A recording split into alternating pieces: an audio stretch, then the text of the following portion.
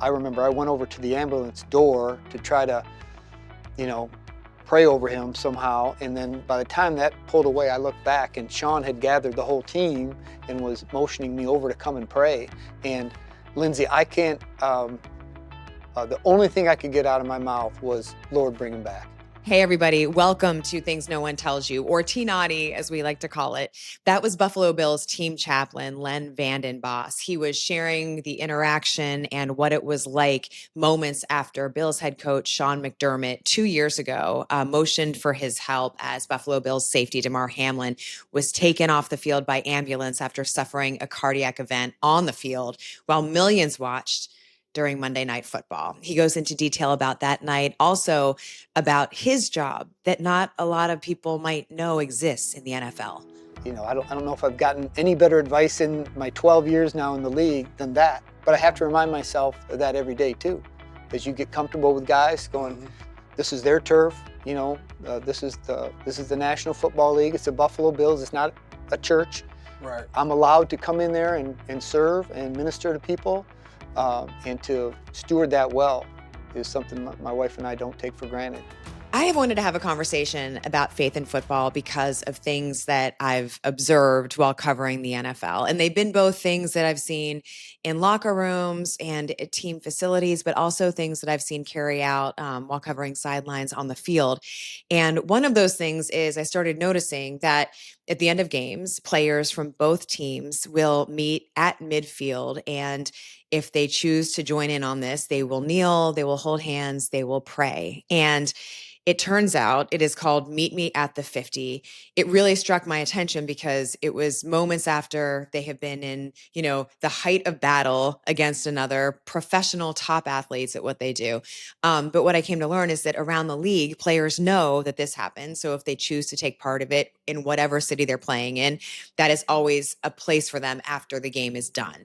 I started to think that maybe this is something that not a lot of people know about and know exists. And so I thought maybe this would be a really interesting conversation to share. So what I discovered through this conversation with Len Vanden Bos and Lorenzo Alexander, who's the player that he really wanted to have join him, but also who is a player I covered for years, covering the NFL in Washington, is that it also sheds light on the dynamics of a locker room that you might not realize because it's just something that's not talked about a lot. So I think if you are religious, if you're spiritual, but also if you're not, there is really interesting, valuable insight here that is also eye-opening, including the fact that when unexpected drama, even tragedy occurs, the chaplain can very much become the glue that helps keep a team together. What a great day. Right? This is, I mean, it's so cool to practice with all these guys, the fans, right? The kids. It's such, they bring so much energy to us. Great crowd, too. Oh yeah, they're Like, fans line up at 7. they're into it, right? Monday morning. Do the fans know who you are? No. Are you sure? No, they're they're right now they're going like, who's this guy? Like, who's this guy? Yeah. All right, I gotta go. All right, let's go. Come on, we're up. Most NFL teams have a team chaplain who is available to players and to staff during the week, but the Buffalo Bills are one of a handful who have a full-time chaplain. That idea is one that Sean McDermott brought with him when he took over as the head coach, having someone always accessible to players, building trust, but also becoming a part of their daily routine on the practice field. So this has been a conversation that I think for me has been a couple of years in the making. And so I'm so grateful to have you guys here, Len Vanden Bos, Lorenzo Alexander. Len, I feel I've known you now for a couple of years. Right. And Lorenzo, I've known you now for, almost like 20 years. Yeah, I mean, you was in Washington in 2006 when I got there. When did you get there? Yeah. I was there. So we overlapped for 5 years in Washington. Yep, so 5. Yep. I played 15. I've been out 6, so 20, 21 years. Linebacker for the now Commanders during that time. So I think I want to start with both of you. There's so much to cover, but just what is something no one tells you about faith in football? How would you answer that? Wow, I would say it's more prevalent today. I think it's more visual, but I think it's always been at the core of guys in that locker room in some way. I think just for many years, just because of the old school way, it was more transactional, just thinking about your grandfather and how he grew up. And I think that culture was brought in by coaches. And so it was all about coming to work, doing your job, and leaving. And that was it. It really wasn't a place to where you could feel like you could share your faith and share who you were openly when I first got in the league. Now, it's since then changed. I don't know, 2010, 11, start feeling this shift. Guys stepping out, guys creating that huddle at the 50-yard line that you see. And I think over time now we have full-time chaplains that are part of the fabric of the team. And so that's really where I've seen the biggest shift, to where now it's not like this outside thing that we know is a part of you and we know it's important, but hey, we're going to help actually bring someone in to help you cultivate that, because we understand that if we have more grounded men that are disciplined and find their identity in who Christ is, they'll actually be able to handle a lot of more challenges better, because they're moving with God and the way He sees things, right? And so we're moving out of love, joy, peace, patience, kindness, faithfulness. Those that's how you approach life and all that you do. And so when you show up to work, I'm more present. I'm more in tune. And guess what? I'm bringing those same principles to impact my teammates, right? And so I may have a guy that's struggling. I can help that guy get on board or figure it out or support him by building a relationship, letting him see Christ through me.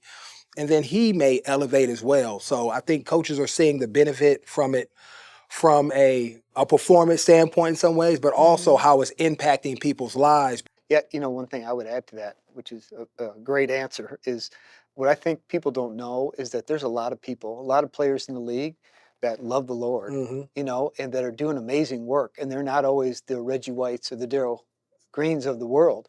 They're guys who are fighting for jobs and in all different positions, but they're great dads and they're great husbands and they're doing great work on their teams. And oftentimes nobody knows about that. But when we see each other in the 50s, some of these guys, they know each other. I love to watch before and after games. Everybody knows each other, it seems like. Right. But then when more and more people gather and take a knee, and thank God publicly, you see how the fabric of the league, I think, has changed, because people are more free and more bold to say, here's how I'm living my life.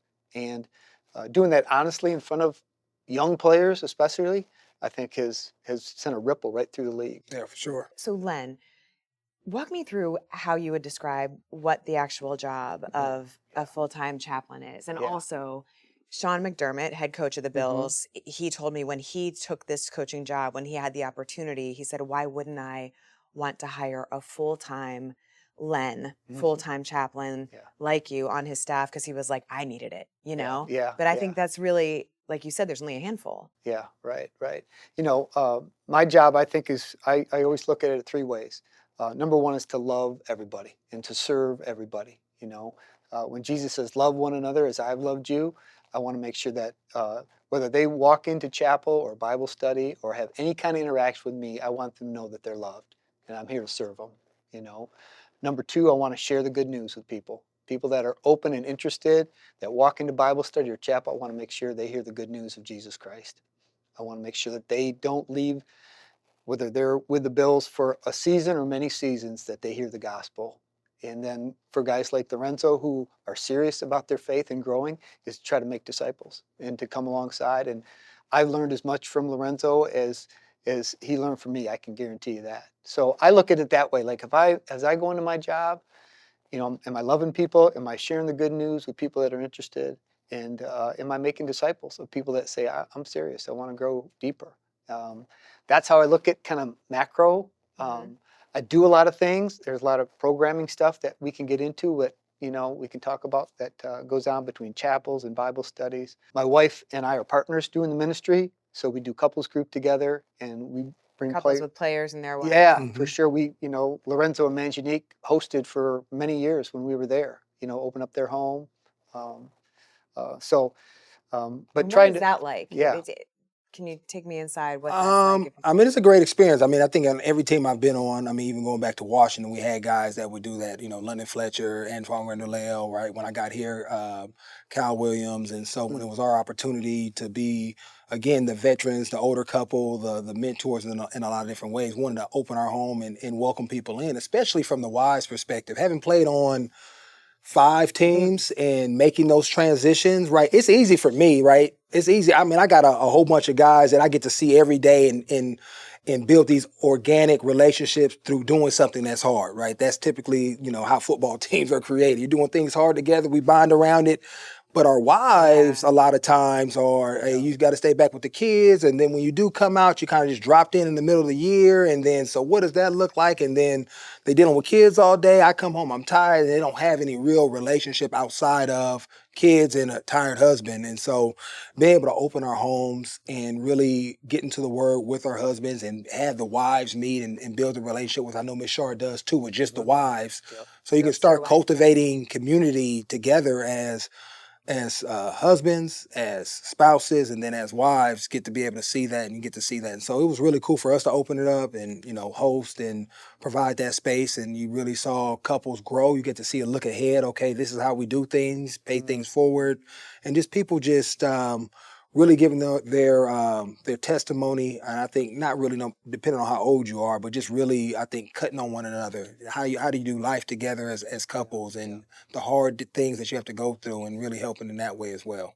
And I would say too, what Zoe and Manjanique provided was just a really safe place that we would come to. I think we did it Thursday nights, I think maybe when you were on the team, but where guys could just show up and just like, no football talk, Right. And they're there with their significant other.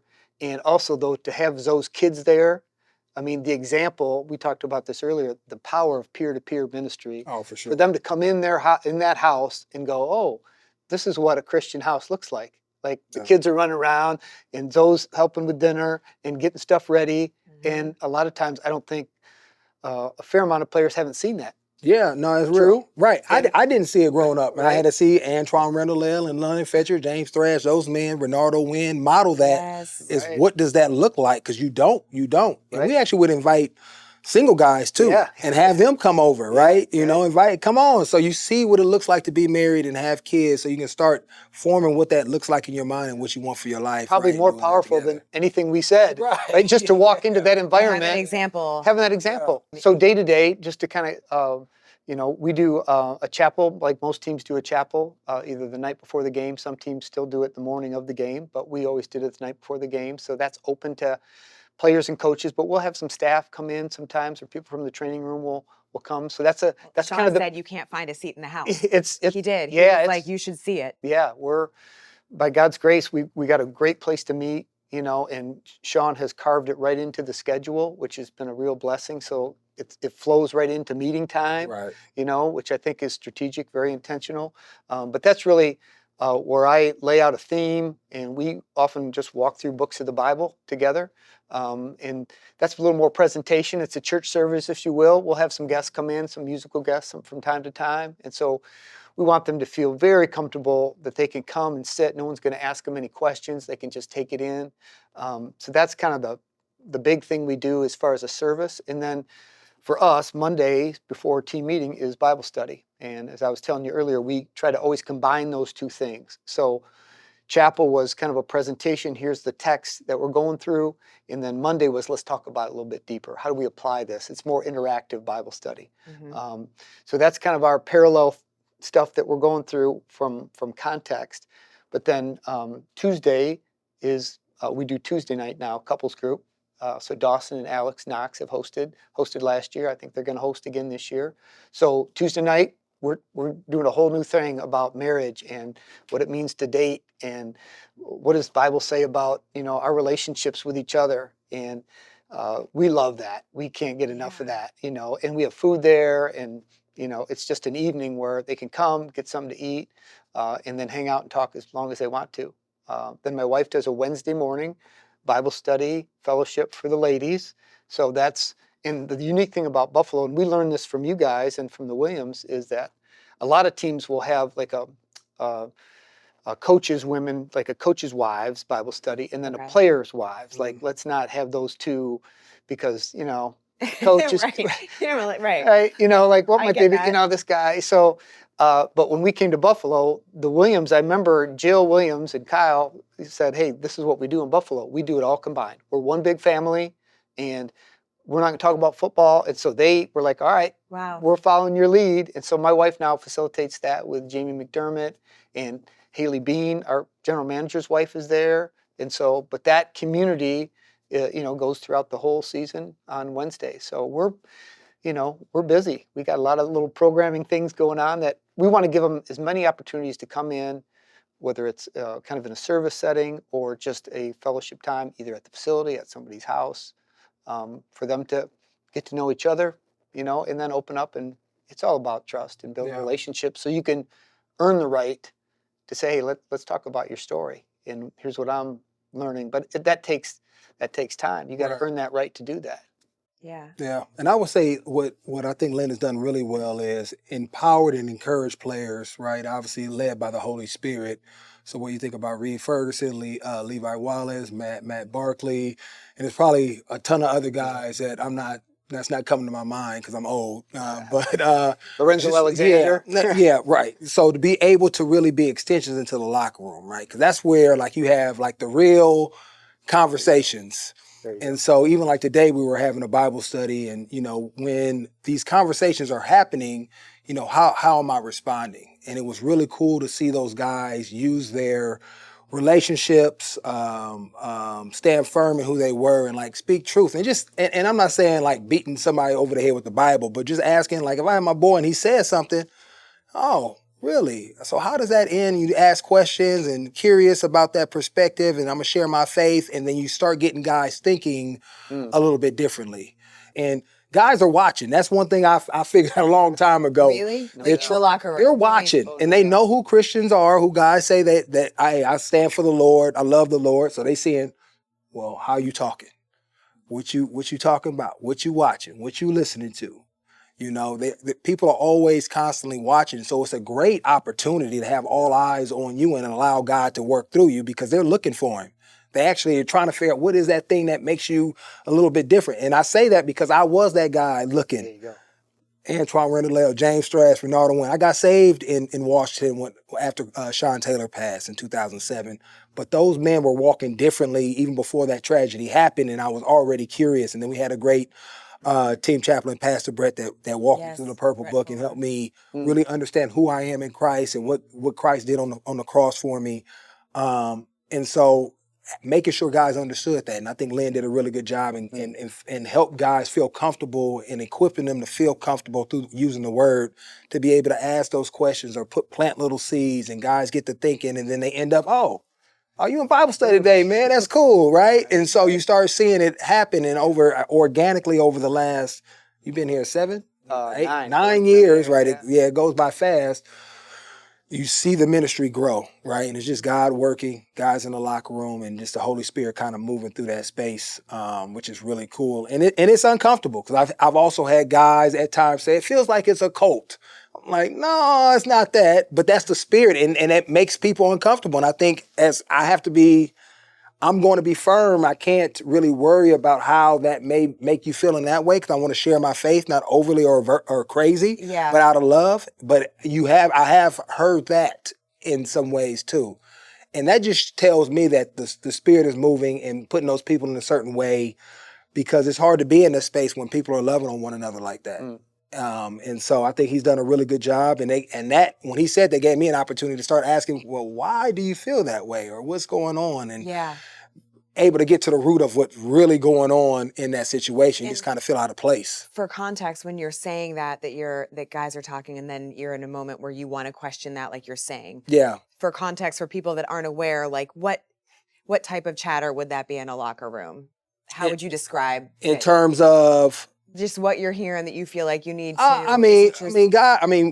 We have men, right? We have a whole bunch of 22 to, well, I was old. I'll put my in there, 37, or Aaron Rodgers, 42, right? Right. Men. And so just think about all the things that we would consider sin, or things that men get ourselves into. And I call it, because we have boyish, we call ourselves men, but we have boyish tendencies, right? Because the Bible tells you to lay down those things as you mature and grow up and understand what the truth is. And we have men that haven't quite done that.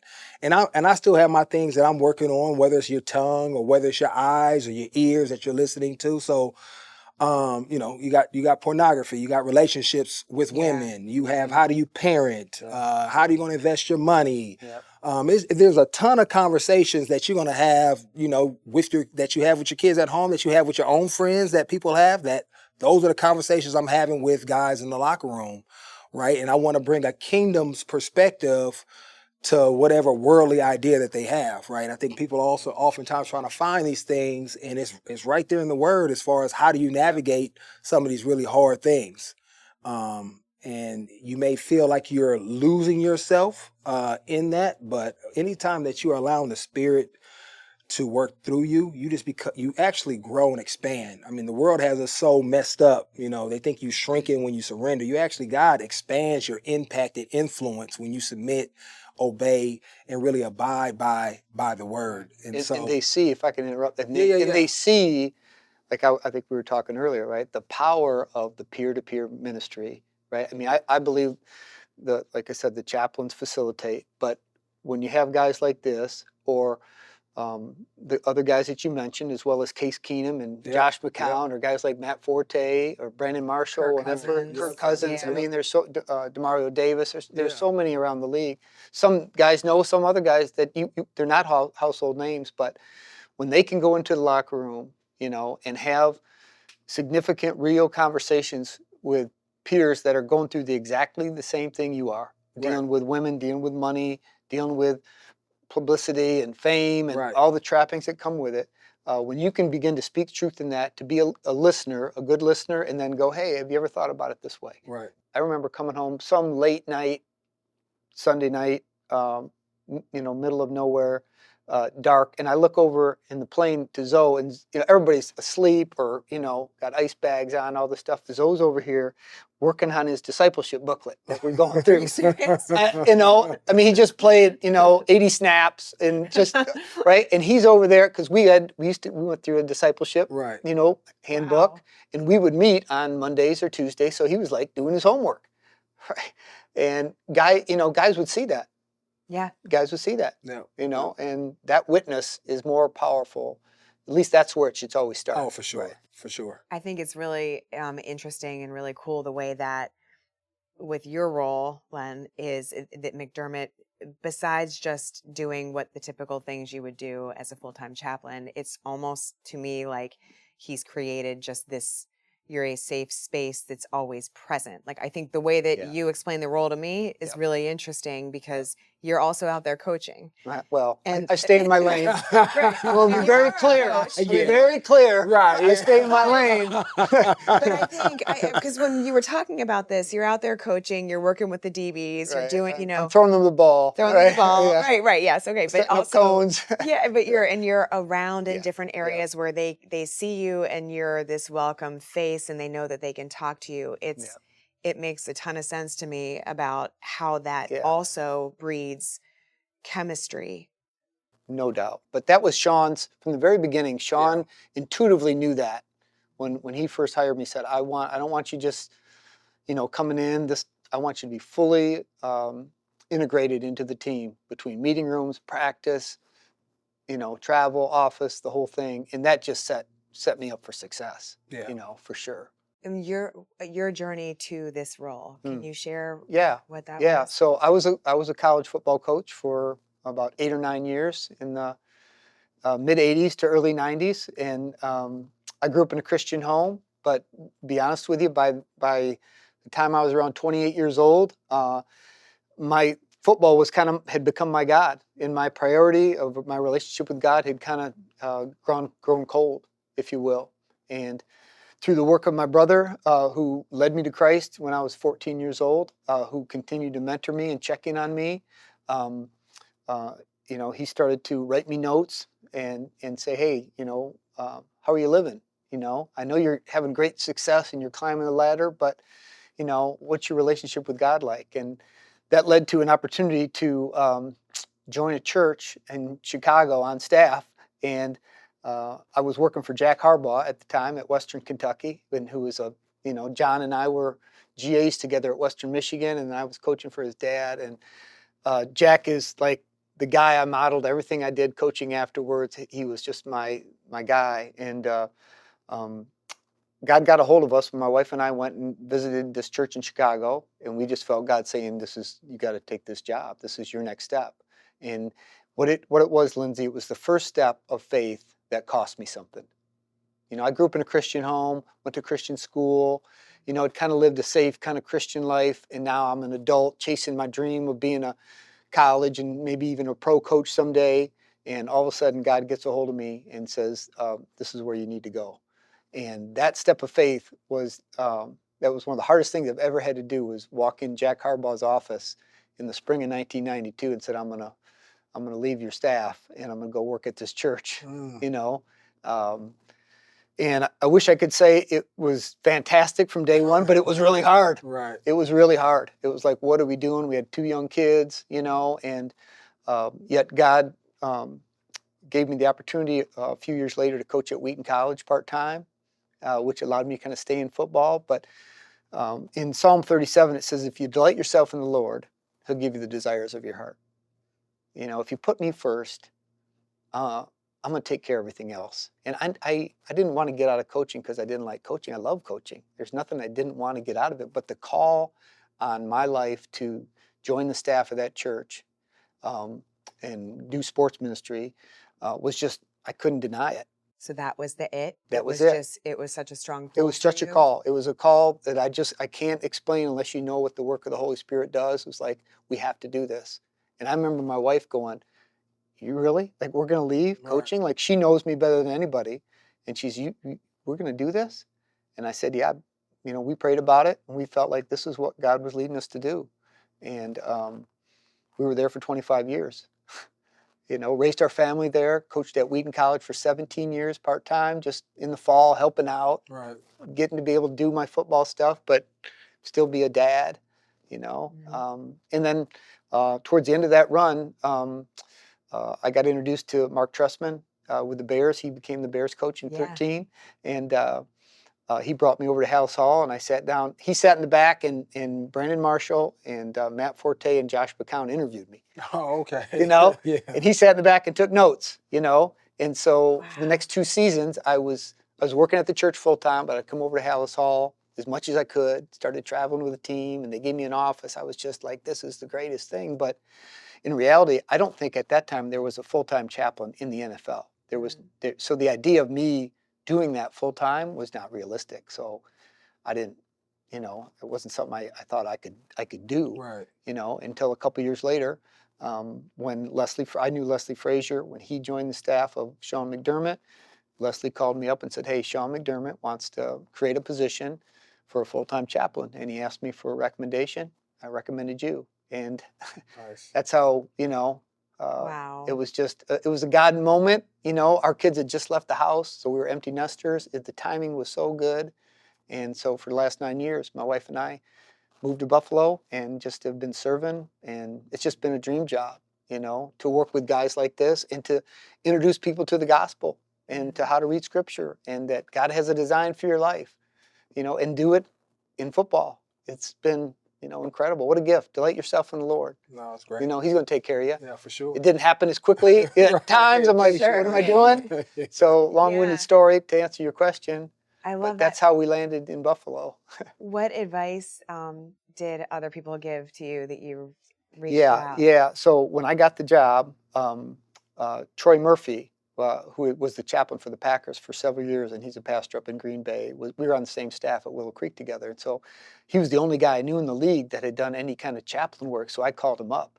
And I distinctly remember him saying, Len, be the one guy in the building that doesn't ask for anything. Be the guy in the building that just serves them and loves them and doesn't want anything, has no agenda other than to serve them and love them.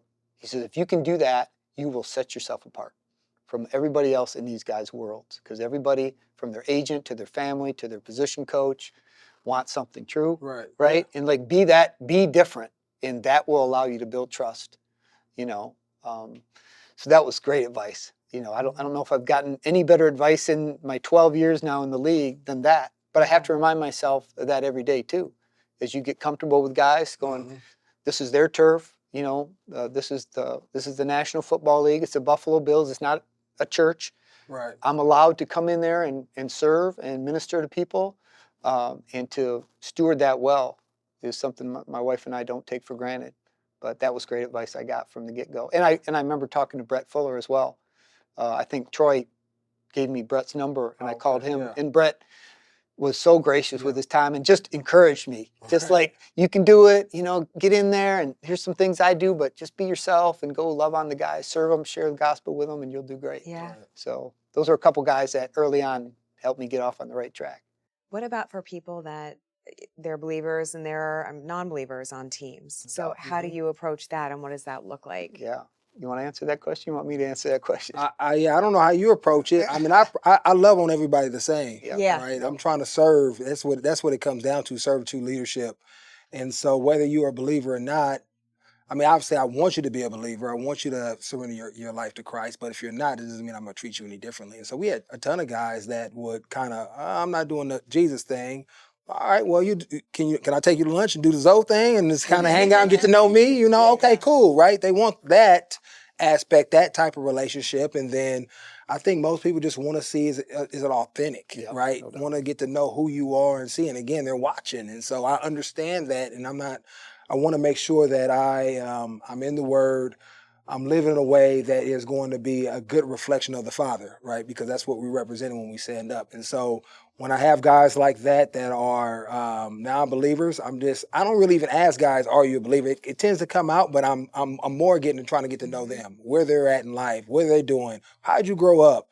Are you married? Are you kids? What's your father, son? One of the things I really like what Sean did that I started trying to find the common ground, right? He allowed people to get up and share their story. Yep. And so you'd be like, oh, he's not a believer, but my uncle was a diabetic as well and went through renal failure. So, we can connect on that piece, right? And so let's start there. We have a lot in common. And so it was always trying to meet guys where they're at and invite them in, make them feel like family. I didn't want nothing from them. I'm just here to serve and cut on you and help you become the best version of yourself through Christ.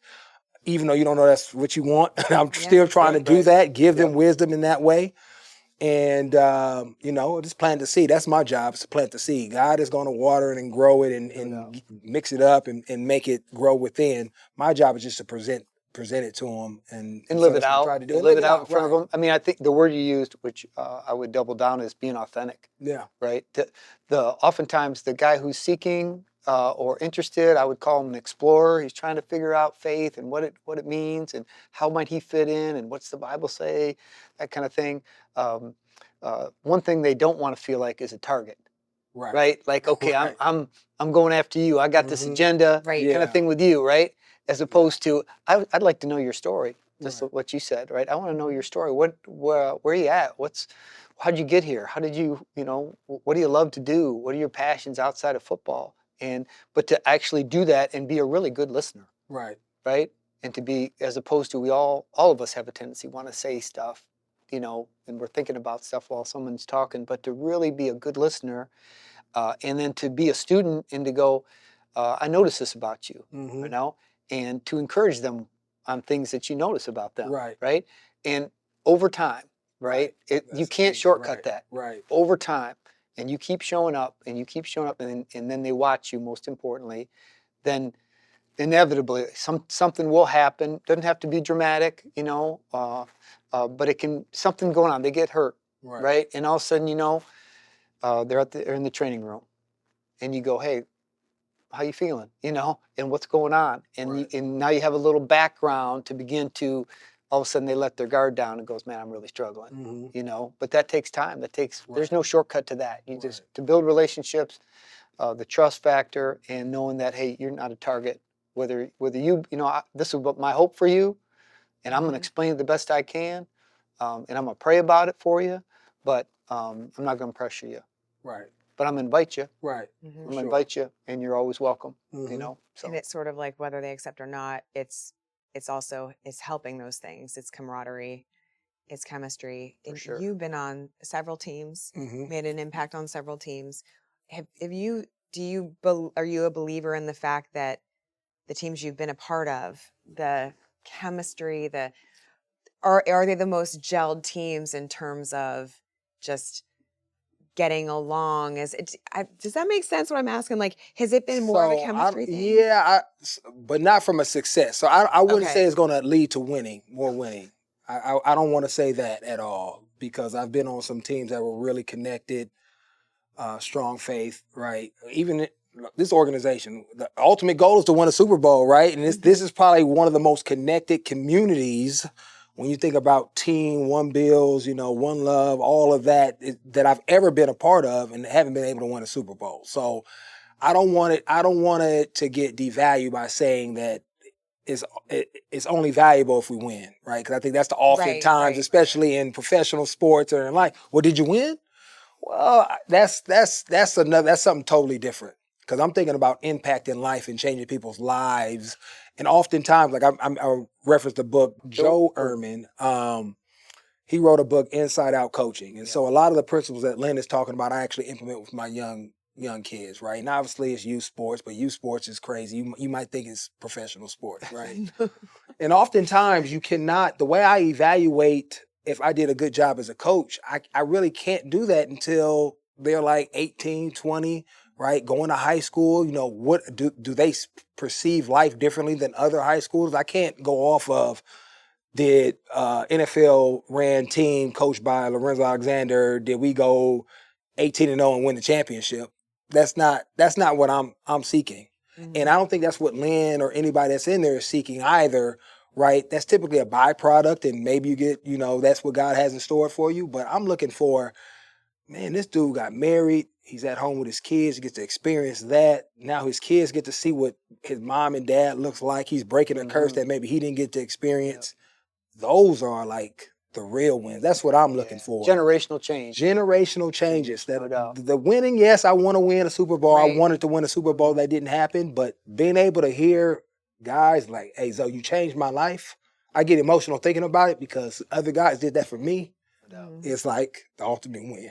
No doubt. You know what I mean? So that's how I guess, that's how I guess categorize it. Are we doing what we're supposed to do when I get calls like that from guys, or when I see them? That's how I know, okay, we're doing our right thing, regardless if we win the Super Bowl or win a championship. Yeah. What does it make you think about? Like, what kinds of moments that you've had with players? Well, one of the things I always go back to is Sean Taylor, and seeing he was actually going through that transition when he was murdered, right? I was just in a car accident, a significant one where I could have died. So it just shows you that, right, you're not promised tomorrow. And so when you see guys get it and they surrender and they start really diving in and you start seeing those changes in their lives, they get to make an impact before God says, I'm calling you home. And right. And so when you have that happen, it's just a lot of people on this team. I mean, the Raiders, we didn't win that much, but I mean, we had Derek Carr, we had Marcel Reed, we had a lot of great dudes on that team. Like I mentioned, the Commanders or the Redskins at the time. A ton of great dudes. 3-13 seasons. I think we went to the playoffs twice, but just the men, I'm still doing life with those guys now and watching them, how they, father and parent and impacted communities and what that has done for just my family. Because, I grew up, my mom and dad were married, but I got to see what that looked like when I went to those men's homes. They impacted my life. And now I get to pay that forward to other guys who may had that same childhood experience I did. And so that's what it's about. And so you just changing just the trajectories of families and what it looks like in their household, as far as being able to grow up with mom and dad and see them loving on the Lord and what that's going to mean for their kids and obviously the people that they come in contact with. I have always loved just understanding the stories behind, different players, understanding how players and coaches grow through the sport and through their experience. I don't know that I've thought about it that way. You have this massive locker room of all these different people that are in there together that have very different experiences and so different across the entire spectrum, and the value of that. That's really powerful. Just to see you get emotional about that shows the depth of the connection you've had with guys. And as you know, what they do physically and over a long period of time together, I mean, they are so connected on the field, and they have to be. They have to work together, right? And then to translate that and go, we can do life together. Yeah. So it doesn't have to be just connected, I fit here, you fit here in the run. Right. It's like we can actually do life together, and to have those relationships continue on for decades, right, is gives you purpose. Yeah. That's why it makes you emotional. Right. God is doing all the work, but he invites us into this amazing melting pot of football, Yeah. wives and girlfriends included in the community, right? Like we're this team and community together for these 6-7 months together, right? And the opportunity there to really do life together when you're injured, when you're up on top, when you're struggling, not to mention just the dynamic between rookies and vets. I mean, the opportunity for the veterans to take these young guys and show them how to be a pro, but then also show them how to be a father or be a husband. Right. This is how we're going to treat women. Yeah. Right? I mean, and to that point, it's all the same, right? A lot of times we lead these separate lives. We have the great ability as athletes to do that, on to the next play. And we do that in our lives. We're pros at football, but you get into somebody's personal life, it's like, man, where's the discipline, the accountability, the love, the joy, the peace? Where's that over here? You know, so you burning at both ends, or it doesn't align, and that tears people apart. So getting them to bring synergy to their life, right, by surrendering to Christ, and then they start seeing that, and it just aligns in their impact beyond what goes on in the locker room on the field. Is just it just is amplified. It's just awesome to watch and see. And it speaks to so many of the guys coming in who they just have not seen a good example of what it means to walk with the Lord, what it means to read Scripture, what it means to be a husband, things we've talked about already.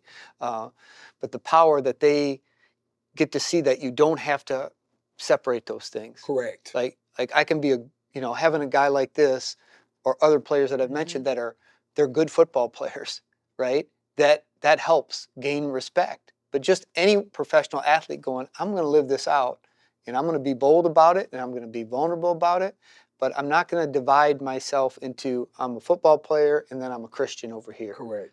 Right? Yeah. That's a huge paradigm shift. Yeah. For a lot of guys, right? To go, whoa, like I think I mentioned Tony Dungy earlier, right? Like you can have a Christian coach who is willing to be who he is unapologetically, right? And for a lot of times in his career, he didn't win, but he's always stayed the same, right? When you see that example, like, hey, you can be a good dad, you can go home at night and be a good husband, and I don't have to separate those things. That's a big aha moment for a lot of these guys. You mentioned that Sean Taylor's death was something that really flipped a switch for you. For sure.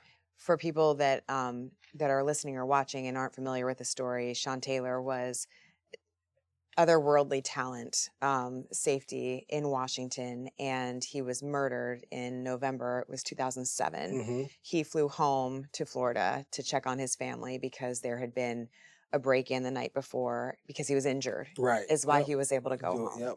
So you were on that team. I was in Washington covering that story.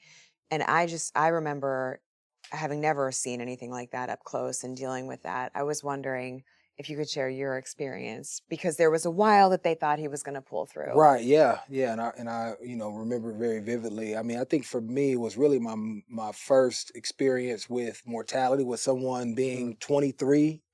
Right, you're not thinking about death. You kind of in this moment. And as I reflect where I was at in that time, as far as who I was, I was in the NFL, playing, making money, and I was unhappy.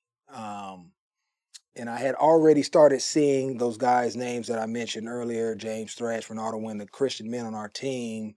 Something was different about them. And that experience for me, the blessing is that I ended up surrendering my life because of what Sean was going through as well. He was going through a shift. He had his perspective of what people may have thought of who he was, I think because a year before, what happened in the playoff game in Tampa Bay.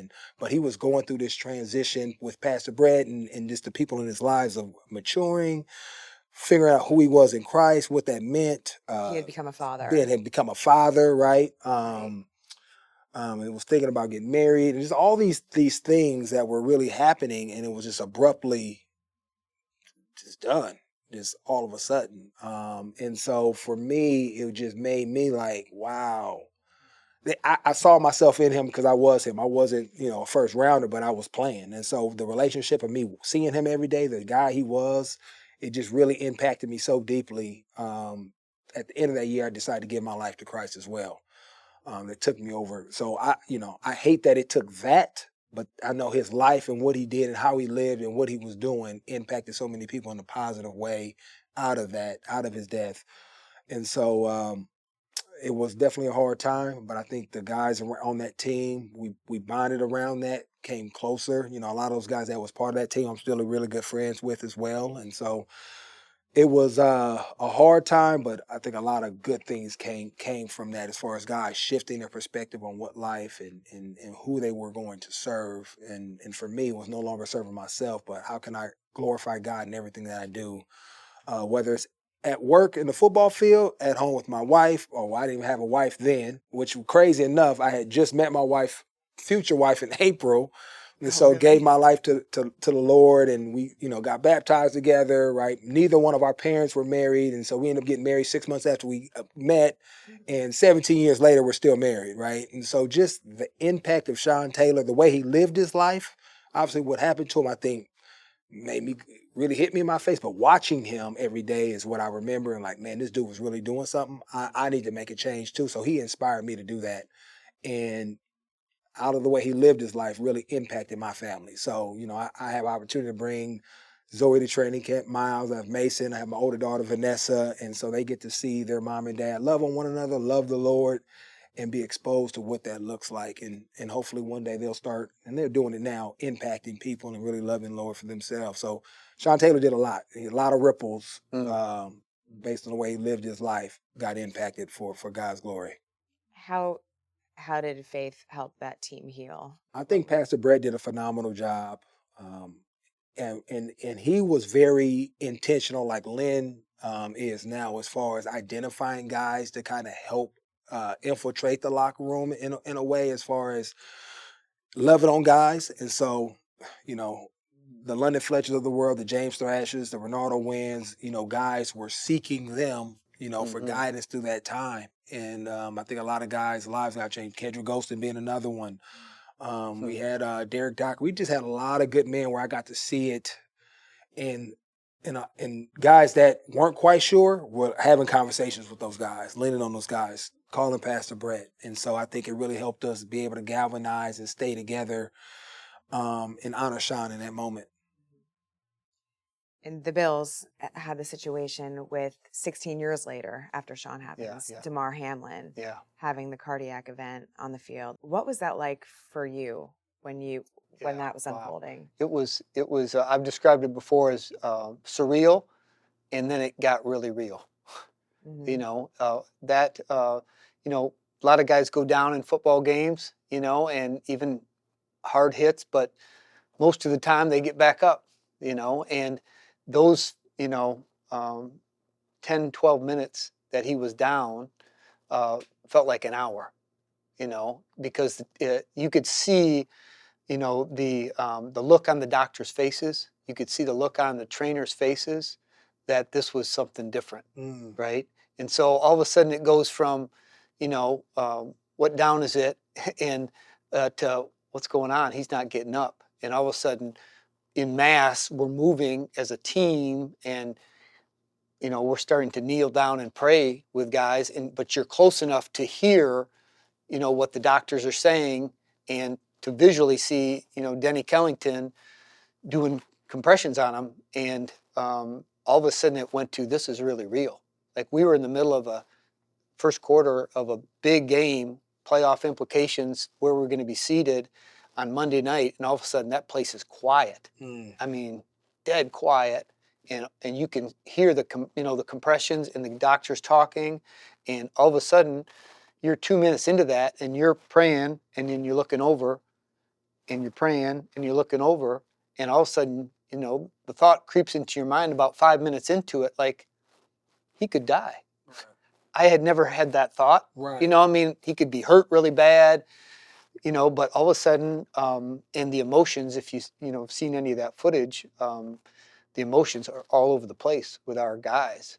Guys are crying, guys aren't able to look, and by this time, by where the 5-6 minute mark, the Bengals team has come over, and there's an ambulance coming on, and, the the image of Denny doing those compressions for 9 minutes, just felt like I said earlier, it felt like an hour to go on. We're just praying, Lord, bring him back, bring him back. And um, um, I remember, hearing. I was close enough to hear where they said we're going to shock him, and bring the paddles and so this is a serious deal. And so that was right around the 9 or 10 minute mark, if I remember. And they shocked him, and I believe they got a heartbeat on the first shock. Maybe it took two, but we heard he's got a pulse, and before you know it, man, he was in that ambulance. And you're like, what happened? What just happened? All of our minds are off of football, and I remember I went over to the ambulance door to try to, you know, pray over him somehow. And then by the time that pulled away, I looked back and Sean had gathered the whole team and was motioning me over to come and pray.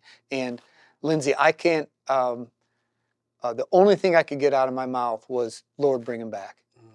That's the only thing I could say. I don't think I said anything else other than, Lord, bring him back. Lord, bring him back. Lord, bring him back. Begging you, Lord, bring him back. And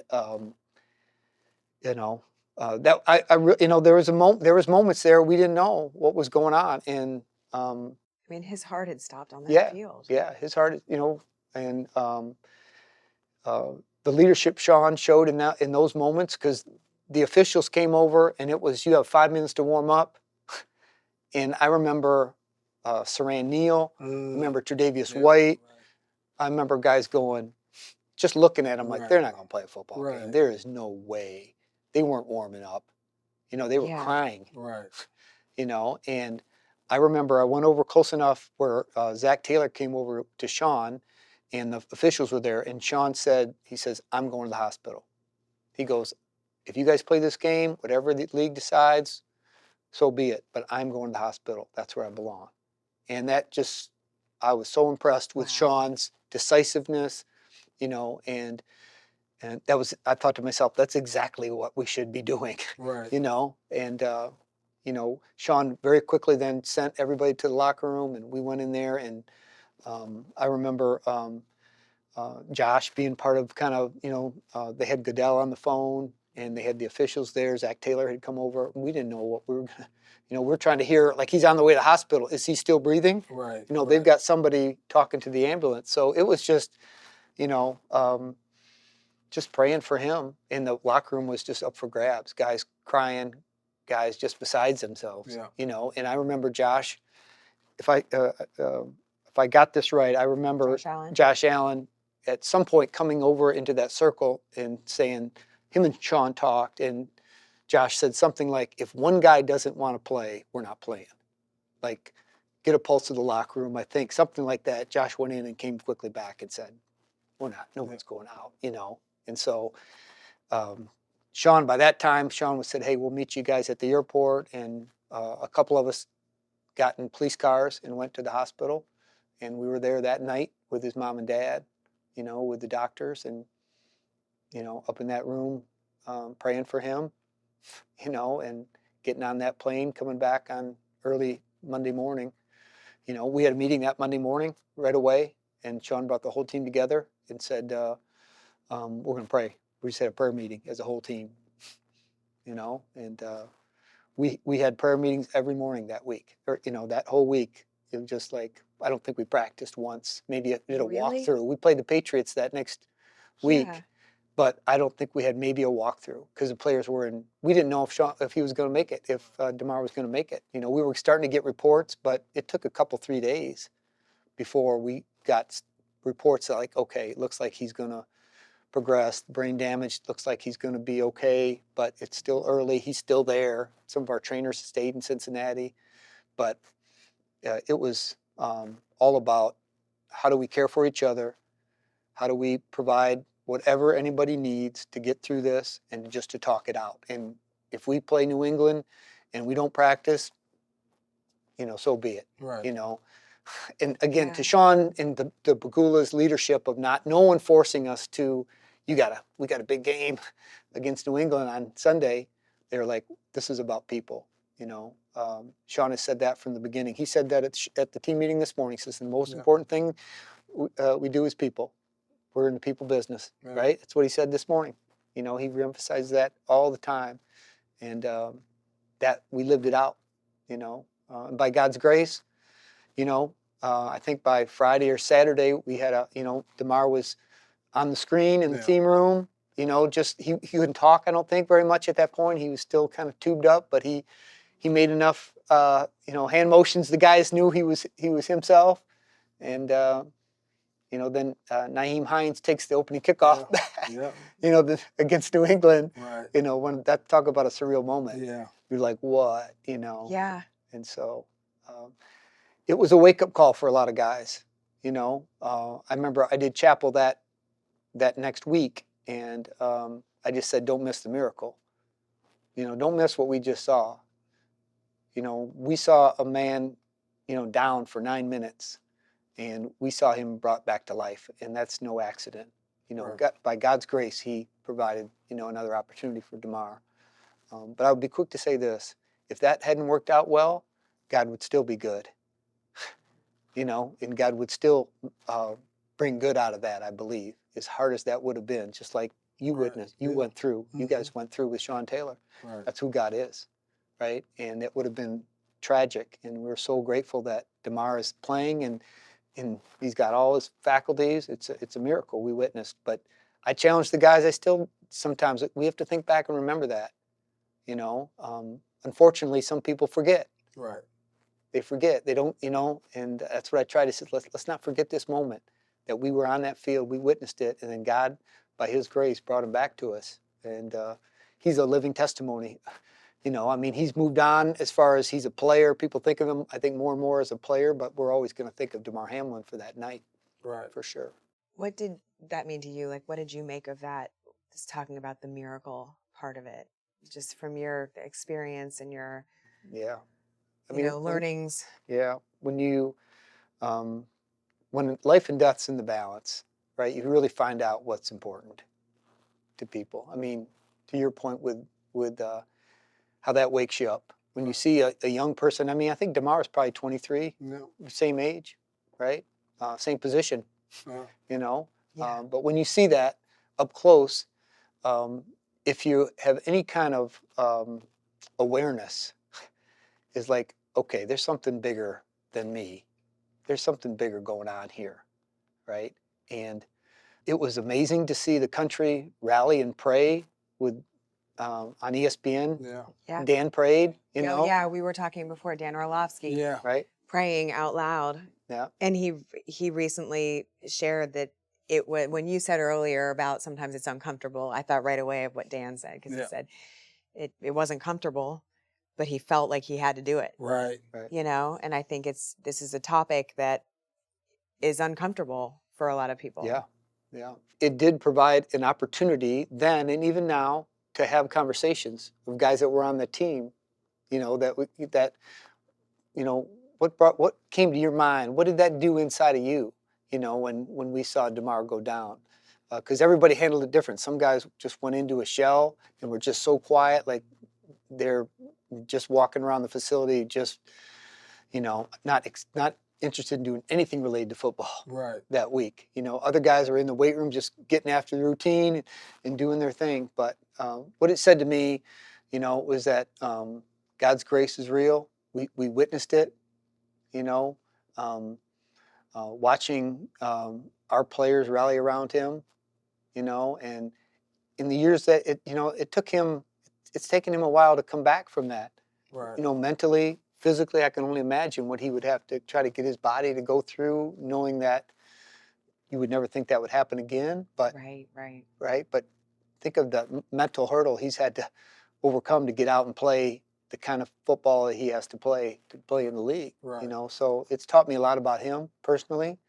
But he's had an impact.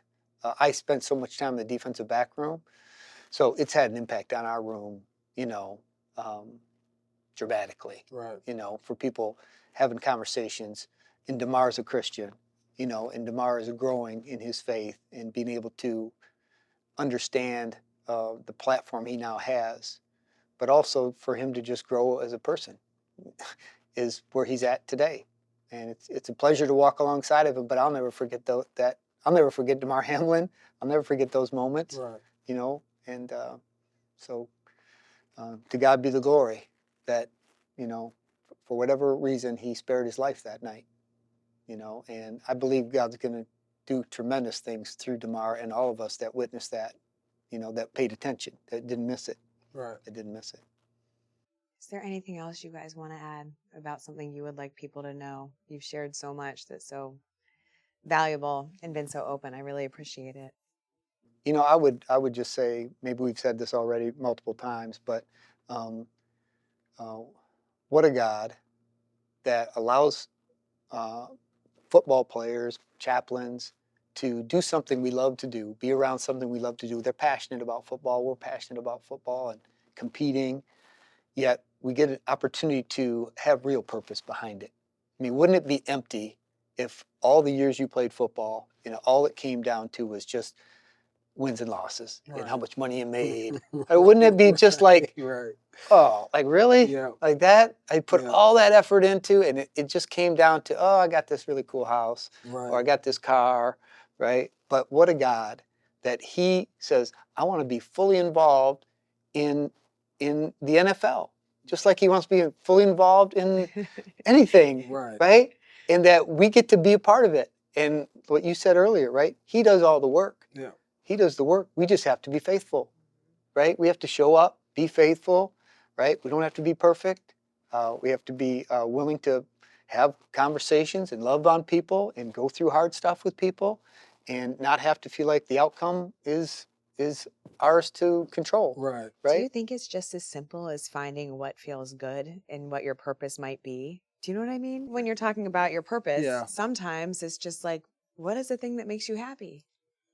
Yeah. So, you know, I've been listening to a lot of things. So I think there's three things, right? Because we're made in the image of God. So you know, being creative, right? As a football player, I get to be creative with my body and do certain things, make these spectacular catches, rush the passer, do these things that people go, ooh, right? God created the universe, right? Community, God is in constant community, right? God the Father, God the Son, God the Holy Spirit, constant community. So you want to be able to build community. Football allows you to have this great community of guys and women and people that you're constantly around that you get a chance to do life with and impact.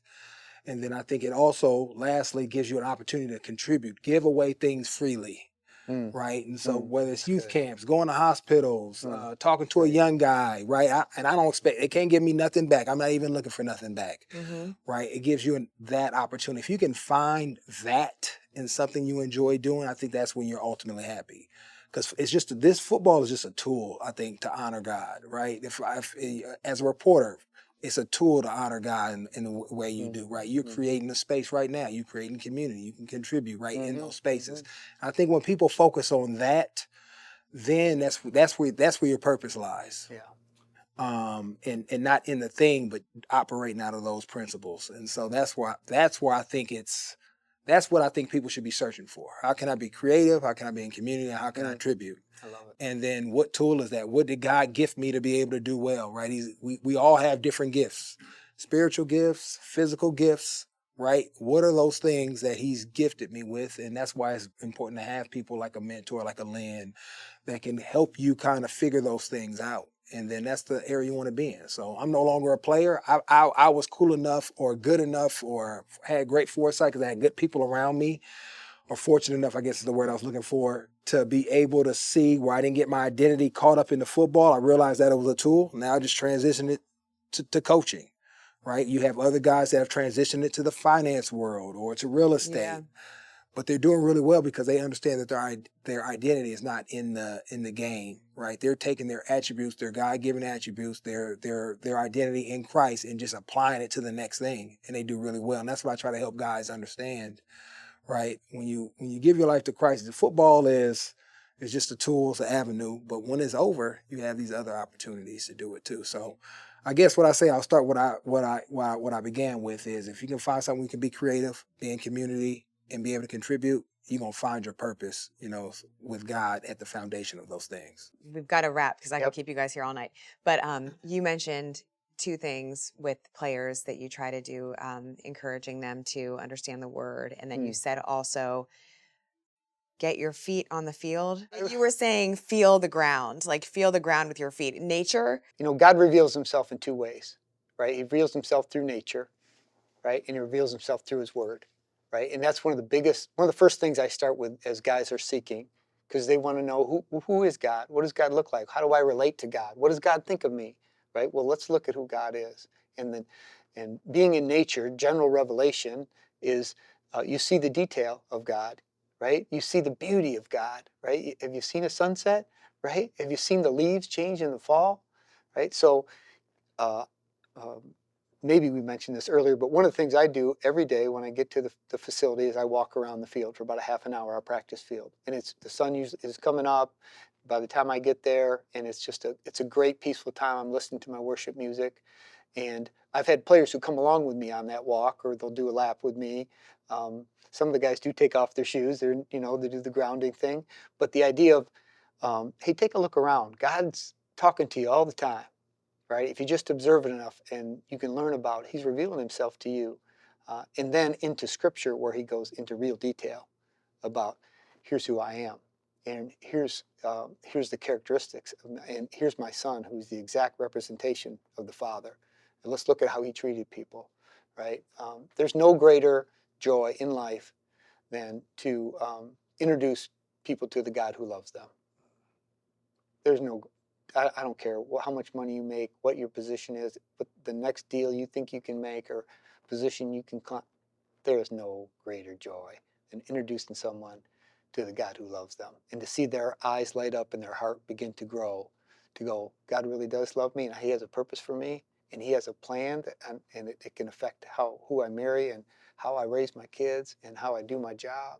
That God loves me that much, that he's inviting me into his plan. Come on, what do you want, right? Yep. I mean, so I don't know if that answered any question that you were asking, but I think it did. I learned so much from that conversation. I wanted to share that Sean McDermott told me when we recorded this, before I talked to Len and Lorenzo, that it was obviously his idea, as I said, to bring him in, but he said that he realized that he needed someone there for him. So it was just as much a coach realizing that he wants to be spiritually, straight and just have someone that he can lean on to. But it really is fascinating to watch. And I saw it with my own eyes, just how Len has become a fabric of that organization, not just guys that we saw coming up asking to set time with him to talk about faith, but also very much out there on the field. You could just tell that it was another trust point, that they really looked forward to seeing him and seeking him out, which was cool. You didn't think I was going to forget the joke, did you? Why did the sponge go to church? It was holy. I had to stay on topic.